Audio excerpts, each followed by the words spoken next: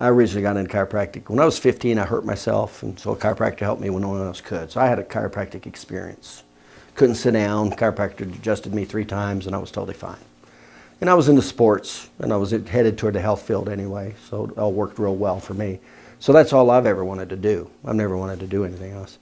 So I went straight through undergraduate chiropractic, went to chiropractic college, did okay, got out. Didn't know anything about business. Didn't know anything about business. My family's blue collar, military retired. Don't know anything about business. So I got involved with a practice that I thought the doctor actually was going to be able to teach me and help me and all that. It turns out that he really didn't know anything either. And he was just kind of hanging on. He was trying to retire, but he couldn't because he had spent too much money all his life. And so he was kind of needed me to take off the load, but he didn't have the business really to bring me, and he didn't know how to train me. So that was a real bad situation.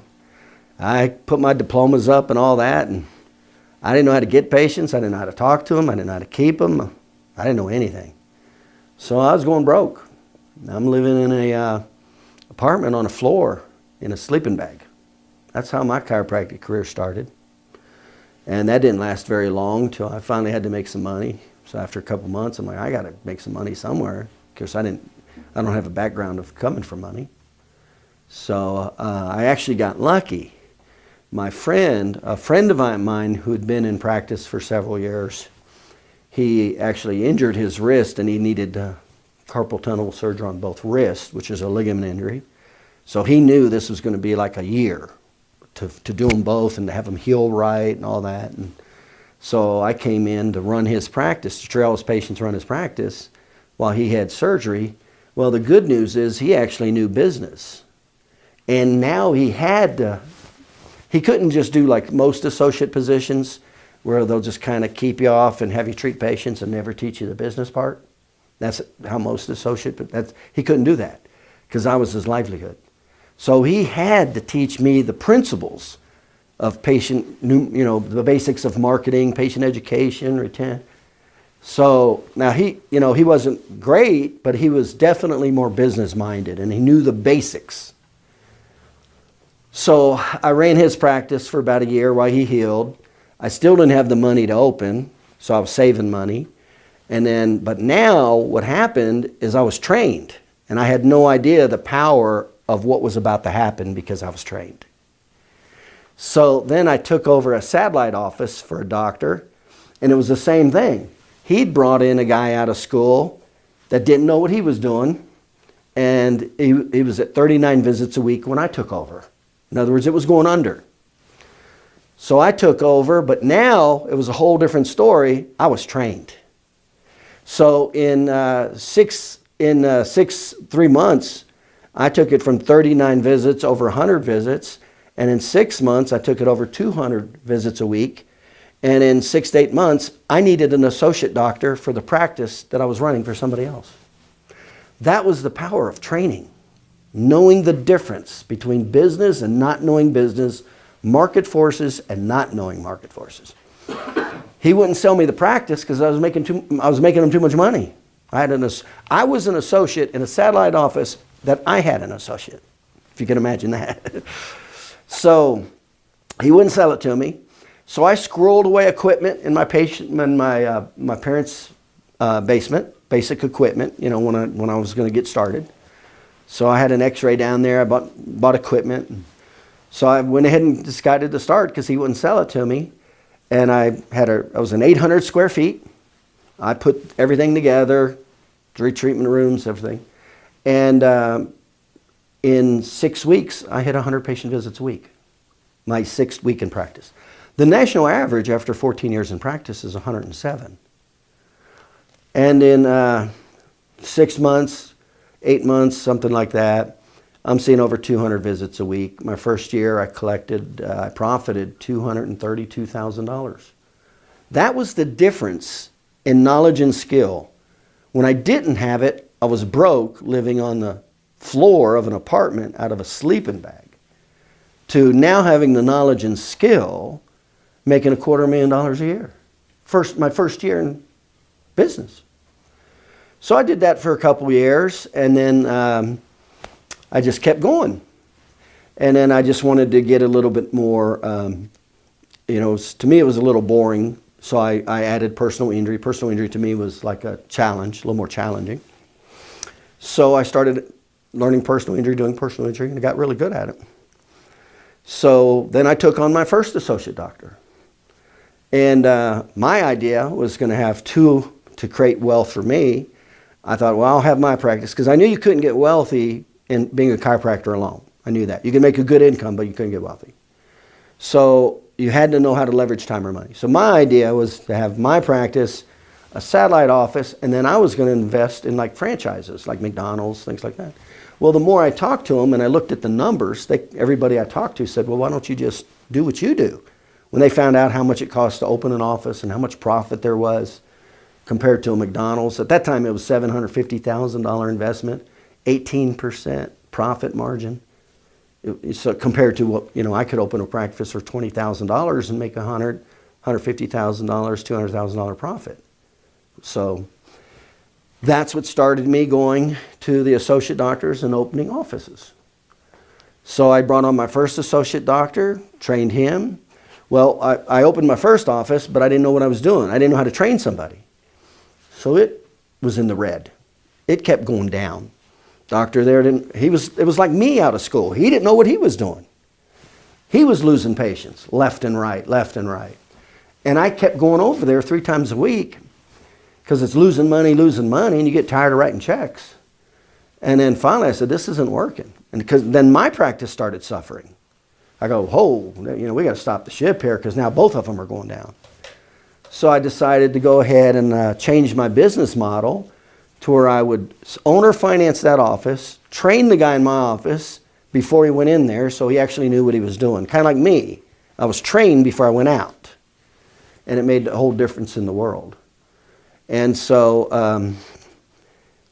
I put the guy in there. In 30 days, it goes from red to black. I'm getting a check instead of giving a check. I go, I just found the solution. So then I brought on my first associate doctor, my second associate doctor. And then I would open, it got to be within 7 years, I had 2 full-time associate doctors seeing 350 patient visits a week. And I was opening 7 offices every 6 months. So I was in 1,700 square feet. 1,700. That's why when I come in here and I see 3,500 square feet, this isn't good to me. I look at this and I go, oh my God, this is bad. So I had 1,700 square feet. 2 full-time associate doctors, 4 full-time employees, 7 doctors in the back training. So I had 9 doctors in my office and 1,700 square feet seeing 350 patient visits a week. That's high efficiency. In other words, everybody knows what they need to do at a high level. Okay? So we put those systems together. And so we became very active. I became very active in chiropractic, part of the legislation, major donor to the chiropractic. Donated over $500,000 to chiropractic. I won the President's Award from Logan College. Authored 10 books now. So I was a speaker in 3 chiropractic colleges on the S-curve of economics. That's how people buy products and services. It's not what chiropractic teaches. Matter of fact, that's what changed. One of the things that changed my whole perspective in opening offices is if I'd have never learned the S-curve of economics, I never would have been able to open a second or third office. Because that's how people buy and consume products. And you'll see as we go through the next few days, chiropractic teaches and violates major concepts of how people buy and sell products. And that's why it's been stuck at 8% utilization over 120 years with 67% negative name recognition. And that's why. Well, I didn't do that anymore. I went to Fortune 500 companies, seminars on how and why people really buy versus what chiropractors push. Boom. I went there and he's talking, I'm the only chiropractor. There's people from IBM and there's people from, all these Fortune 500 companies, and they're asking what everybody does. And I'm a chiropractor. He goes, what are you doing here? Well, they were teaching the basics of human nature. That's what marketing and sales is. It's human nature. The S-curve of economics. Everything he said I could relate to as a consumer. I go, that's right, that's right, that's right. and I started looking back at what chiropractic was teaching at all the seminars I've been to. I'm like, nobody's buying subluxations. Nobody buys wellness care. So I opened 77 offices in 20 states. Did $60 million a year. How many people came in to get their subluxations checked? 0. But they'll still teach you to promote subluxations when you go to any of these chiropractic seminars. How many people come in for wellness care? Out of 77 offices in 20 states, how many patients came in for wellness care that didn't have symptoms or pain? 20%. 0. I only remember one patient who came in who had no pain, no physical pain, he had psychological pain. He saw he had scoliosis and he was worried about it. It was still a pain-based motivation. It wasn't pleasure. They don't come in for pleasure. They come in because they have a pain. And anyway, when you see this. So when I saw, I'm like, nobody's buying subluxations. They don't buy wellness care. They don't want to stay and pay.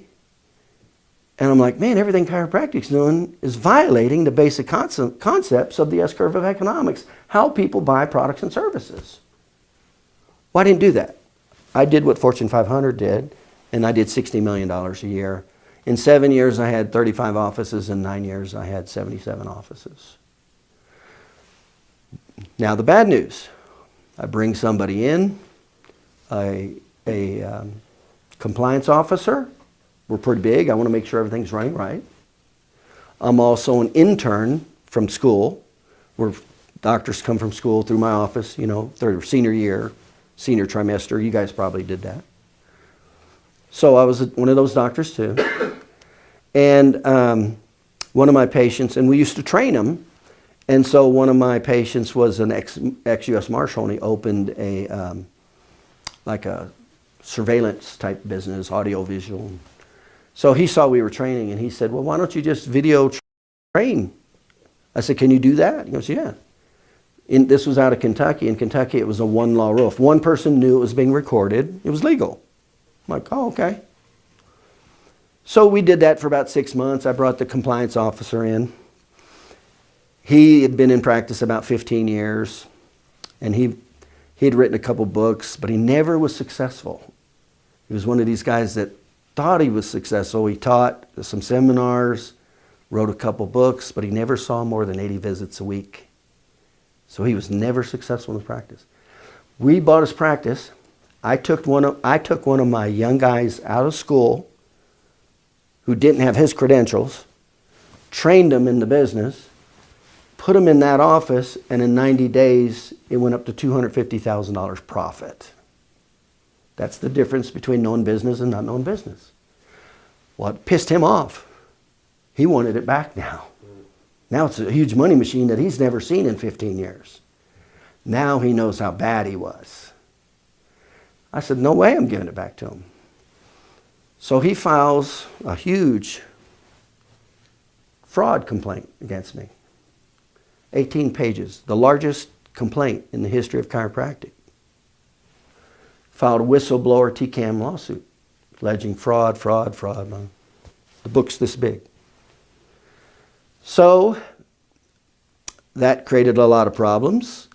We had to end up hiring 17 attorneys. My legal bill was $100,000 a month because of false fraud allegations that the government. Now they were coming after me because I was doing $60 million a year, so I had to be doing something wrong. I was the big fish. So they charged me with 4 things. They charged me with insurance fraud. They charged me with HIPAA violation. They charged me with violating QI-TAM, and it was something else they charged me, I don't remember. Well, I knew I wasn't guilty of it. So for 4 years, they drug it out, trying to get me to plead guilty. When you're not guilty, you really don't want to plead guilty. I said, no way in hell, I'm going to court. So I go to court, and I beat him in every charge. No insurance fraud, except one. Video recording patients. I'm like, well, why was that illegal? Well, it wasn't when one of the two people in the room knew it was being recorded. And that only happened for about 6 months, because when we hired a compliance officer, she said, just make sure you have every patient know that they're being recorded. So in 6 months, we were making sure all the patients knew anyway. So why was I guilty? When the doctor went to turn on the recorder, he was in a room like this where the recorder was. So he'd hit record. The patient was in the room and nobody in the room knew it was being recorded. He would hit record, and the 20 seconds it took for him to hit record, it was illegal until he walked out through that door into the treatment room. As soon as he walked into the room with the patient, it was legal. That's what they called fraud and guilty. Lost $24 million. Very bad situation. So we learned a lot, been a lot. I've opened offices, this was out of Louisville, Kentucky. I've opened offices as far as Massachusetts, going east, Florida, going south, Wisconsin, Minnesota, going north, Nevada, going west, Texas. So I've covered a major part of the United States and opening 77 offices in 20 states. Okay, I've been around a little bit. We know how this works. We know what does work. We know what doesn't work. I'm not new to this game. I can tell you everything that chiropractic does wrong and why it does and why it's not working, and it's not my opinion. It's from what's called the S-curve of economics. It's the science of human consumption. And that's what's taught in the #1 marketing school in the United States, Kellogg University out of Northwestern. But it's not taught in chiropractic. So here we are. Once I learned how to do that, we go, okay, when you look at an office, there's 4 major profit centers in an office. Exchanging time for money, there's 4 profit centers. Patient repeat purchases, in chiropractic, that's called patient retention.